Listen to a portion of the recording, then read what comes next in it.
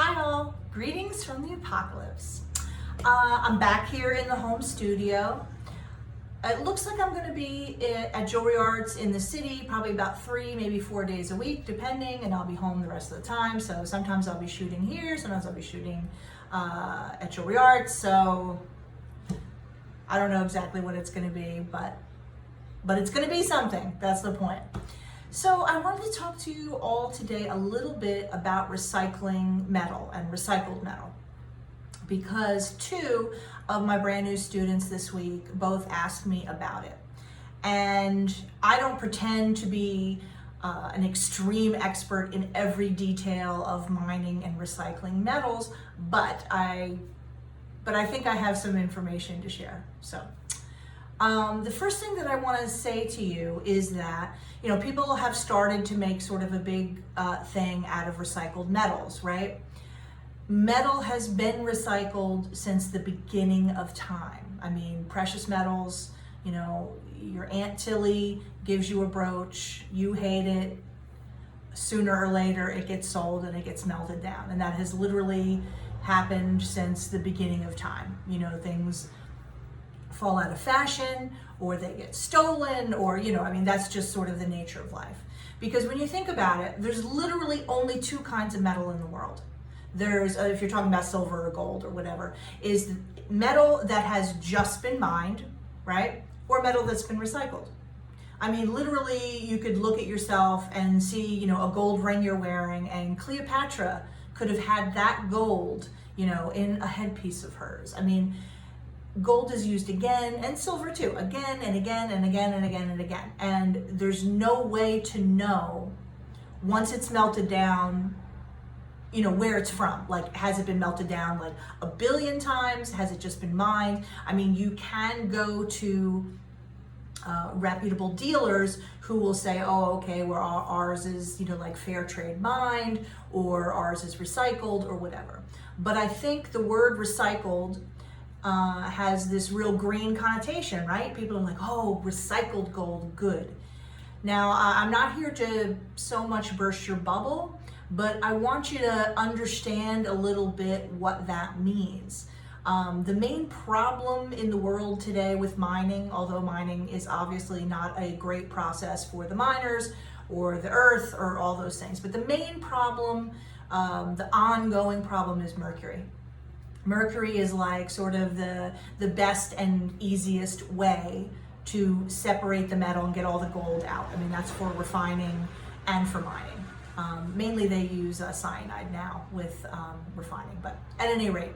So that's the biggest problem in the world, is mercury. And there are people that are working on that, trying to find better, safer methods. I mean, and one of the reasons that mercury is so dangerous is, like, mercury never leaves. Do you know what I'm saying? It doesn't break down. It just stays in the earth, continuing to poison things. One of the reasons that mercury works so well in dissolving gold is actually they're right next to each other on the periodic table. They only have one, I think it's 1 electron difference. So it's very good at getting in there and breaking it up. So at any rate, that's the biggest struggle there is in the world right now with mining, is really finding a practical solution for using mercury. Something that is safer and also works well and everything. So there's that. So a lot of people, of course, are like, oh, well, I don't want mined gold. I want recycled gold.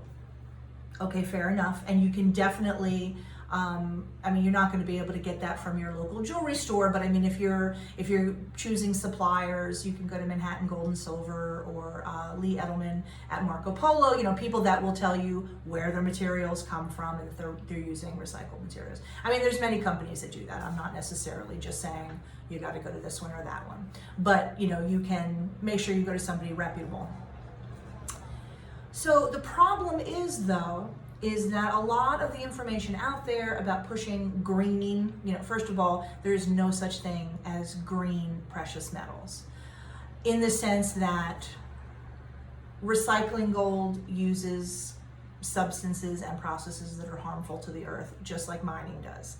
So yes, we can be better, and we can be hopefully looking for solutions. But please don't believe the story that like, oh yes, well I use this very green process and it's great and the earth isn't being harmed. You know, that really is more branding than reality. And again, there are different choices and some choices are greener than others, but applying the word green at all to precious metals is just a way of making it sound way better than it is. So, that being said, a lot of people will be like, well, I want to recycle my own materials then. You know what I mean? Like I want to melt down my own scrap. Now, if you've been making jewelry for a while, you probably already know that it's just not that simple. You can't just take your metal, melt it, make it into sheet, and make something else. Sometimes you can. But for the most part, the metal really does need to be refined in between. It's got impurities in there. Like if anybody has ever tried to like make their own remelted sterling sheet, it made a disgusting, cracky, bubbly, you know, like terrible result. It's not something that you can just do. On the bright side, if you think about it, if you're buying from a refiner, they're doing it in enormous batches. So it's not like they're refining your little tiny batch. They're doing a whole bunch of it at once and selling it to a lot of people. Cyanide is very commonly used in recycling, you know, and that obviously has its own issues. I mean, it can be treated safely and carefully, but, you know, it's not, again, to call that like a green process, I think is, again, it's a little more branding than it is reality. And my point is not to like crack on anybody for trying to follow a more green approach. My point is more to say, please don't think these problems have been solved, because they have not. Because if people think they've been solved, then everybody just goes about their business, you know what I mean, assuming that it's fine, and they haven't been solved. So that's really my objection to, you know, branding metals as green and recycled, when I think it's a little bit, you know, semantics. Like, yeah, most metal is recycled already. That was already the state of the world before, you know, recycled became sort of a green positive term that you could use for something.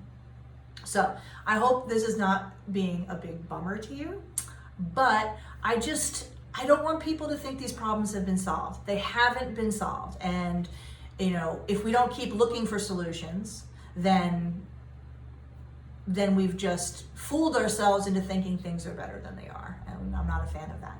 So like, what can you recycle yourself and what can't you? So we'll talk a little bit, like if you saved all your, let's say, you know, fine silver clippings and things like that, and you could melt them down and you can make wire out of it or sheet out of it. Usually I just use my scrap for things like, oh, I need to make granules, or I need to, you know, do a molten ring or something like that. You know, you can reuse your own metal yourself, but you have to be really diligent about keeping everything separate. So in other words, you know, we call it clean and dirty. Dirty means there's solder in it, because once you've got solder in it, your metal is not what it was. You know, it'll melt at a lower temperature, and if you melt it all down, some scraps with solder in it, it'll act possessed. Like it is not really usable in that form.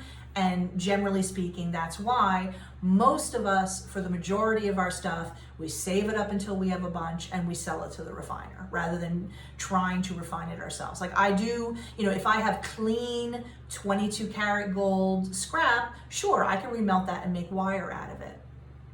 But if I have scrap from something that I've trimmed from things with solder and stuff like that, like no, I'm gonna save that up, and sooner or later it's gonna go to the refiner. And again, remember, the refiner isn't just like doing your little batch. They're gonna put it in, I mean, they're gonna measure whatever you've got there, but then when they do it, you know, it's gonna go into a giant vat with a whole bunch of other stuff. So it's not like every time you bring your ounce of scrap, they're doing a whole melt, you know what I mean, just for that. It's going to eventually go into a giant, you know, pot, so to speak. So please just know that we're still searching for better methods, better materials, greener, safer for the earth. And that is an extremely worthy goal. So please just don't believe that it's already been solved, because then everyone will lose their vigilance, and that's not what we need. And we need better solutions. I am never going to stop working in gold and silver, but there are, serious issues having to do with the earth, and hopefully we can do better.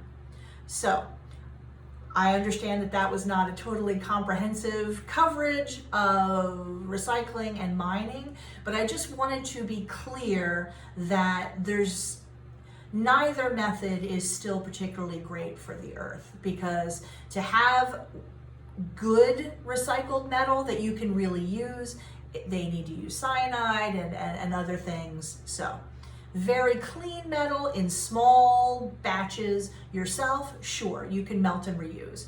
Anything that's been cast, anything that's been soldered, you will find if you try to remelt and reuse it, it will not act the way you want. So that's just like a few basic guidelines. If you have questions and thoughts, obviously, please put them in the comments.